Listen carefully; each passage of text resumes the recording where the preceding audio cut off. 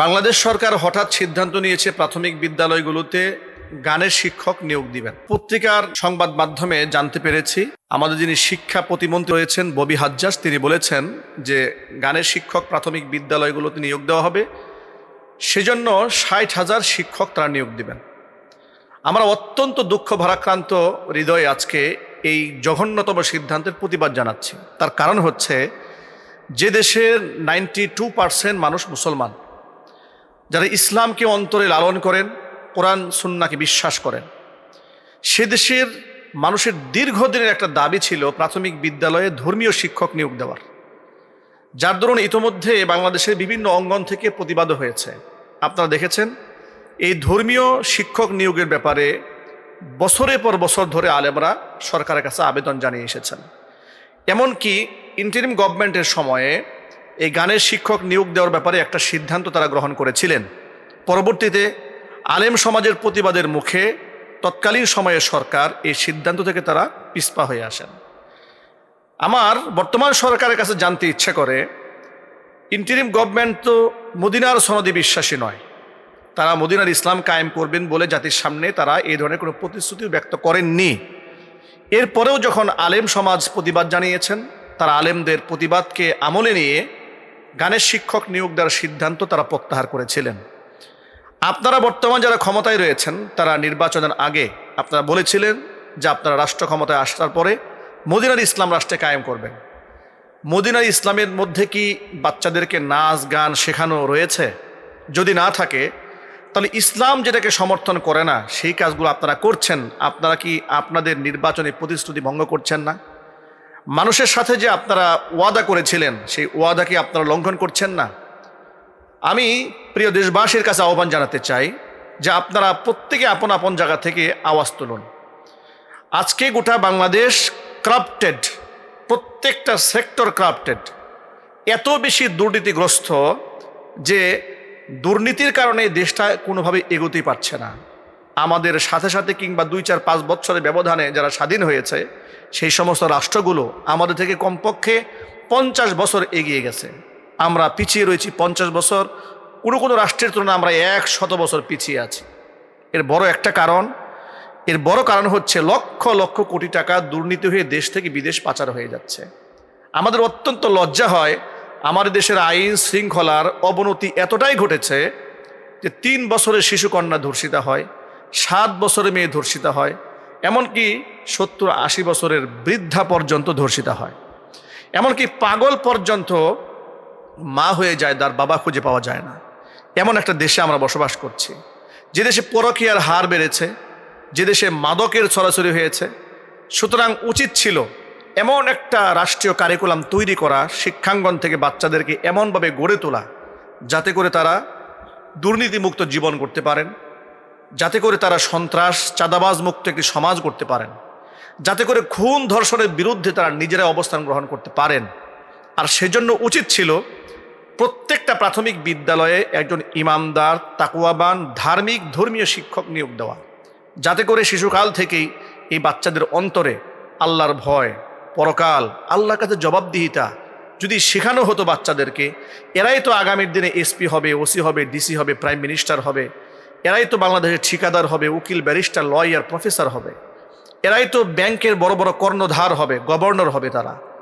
তারাই তো তাহলে দুর্নীতিমুক্ত সমাজ গড়তে সক্ষম হতেন যদি আমরা আমাদের সন্তানদেরকে ধর্ম শেখাতে পারতাম। আজকে আমাদের লজ্জা হয়, প্রাথমিক বিদ্যালয় থেকে শুরু করে মাস্টার্স শ্রেণী পর্যন্ত আমাদের সন্তানরা পড়াশোনা করছে, বিশুদ্ধ সালামটাও দিতে জানেন না। তারা বিসমিল্লাহির রহমানির রহিম বিশুদ্ধ উচ্চারণ করতে জানেন না, তারা নামাজ পড়তে জানেন না। তারা মা বাবা দুনিয়া থেকে মৃত্যুবরণ করলে বাবা মার সামনে দাঁড়িয়ে যে জানাজার নামাজটা পড়াবেন তাও পড়াতে পারেন না। এমনকি রব্বির হামহুমা কামা রব্বায়ানি সগীরা বলে দোয়া করবেন তাও পারেন না। এগুলো তো আমাদের ব্যর্থতা। আমরা চেয়েছিলাম, বর্তমান সরকারের কাছে আমাদের একটা বড় একটা আবেদন ছিল, যেহেতু তারা বলেছিলেন যে আমরা মদিনার সনদ, মদিনার ইসলামকে বাস্তবায়ন করব। সেই দৃষ্টিকোণ থেকে আমাদের বড় একটা আশা ছিল সরকারের কাছে যে তারা এমন কোনো পদক্ষেপ রাষ্ট্রে গ্রহণ করবেন না যে পদক্ষেপ ধর্মীয় সিম্পিতিতে বা ধর্মীয় সেন্টিমেন্টে আঘাত আসে। মুসলিম এবং ইসলামিক আদর্শ যারা লালন করে, যারা পরকাল বিশ্বাস করে, তাদের অন্তরের মধ্যে আঘাত সৃষ্টি না হয়।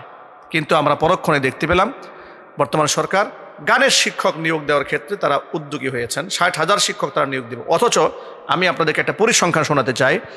2025 থেকে 2026-এর একটি পরিসংখ্যান অনুযায়ী বাংলাদেশের সরকারি প্রাথমিক বিদ্যালয়ের সংখ্যা রয়েছে 65,569টি। এর মধ্যে শিক্ষক রয়েছে 3,83,624 জন। শিক্ষক ঘাটতি রয়েছে 37,926 জন। এর মধ্যে প্রধান শিক্ষকের পদ শূন্য রয়েছে 29,858 জন। সহকারী শিক্ষক পদ খালি রয়েছে 8,068 জন। অর্থাৎ এগুলো হচ্ছে নির্ভরযোগ্য সংবাদ মাধ্যম এবং পরিসংখ্যান থেকে আমরা তথ্যগুলো সংগ্রহ করেছি। আমি অবাক হয়ে যাই, যেখানে 37,926 জন শিক্ষকের ঘাটতি রয়েছে প্রাথমিক বিদ্যালয়গুলোতে। প্রাথমিক বিদ্যালয়গুলোর মধ্যে শিক্ষার মান না থাকার কারণে প্রাইভেট শিক্ষাঙ্গনের দিকে গার্জিয়ানরা ঝুঁকছে। আপনাদের অবশ্যই মনে থাকার কথা, আওয়ামী লীগ সরকারের সময়ে যিনি শিক্ষা প্রতিমন্ত্রী ছিলেন নওফল, এই নওফল যখন শিক্ষা প্রতিমন্ত্রী ছিলেন তখন তিনি বলেছিলেন যে যত্রতত্র মাদ্রাসা হয়ে যাওয়ার কারণেই নাকি প্রাথমিক বিদ্যালয় থেকে মানুষ মুখ ফিরিয়ে নিয়েছে।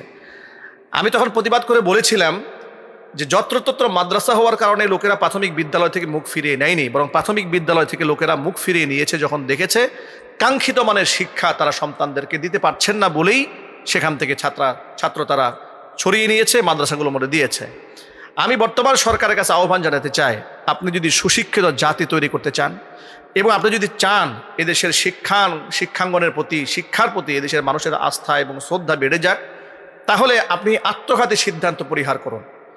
ধর্মীয় শিক্ষক নিয়োগ দেন, এর দ্বারা মানুষের মধ্যে মনুষ্যতা তৈরি হবে, তাদের মধ্যে তাকওয়া তৈরি হবে, পরকালে আল্লাহর কাছে জবাবদিহিতার ভয় তৈরি হবে, যার দরুন তারা যখন এই এক সময় রাষ্ট্রের কর্ণধার হবেন তখন তারা দুর্নীতিমুক্ত একটি সমাজ করতে পারবেন, ধর্ষণমুক্ত সমাজ করতে পারবেন।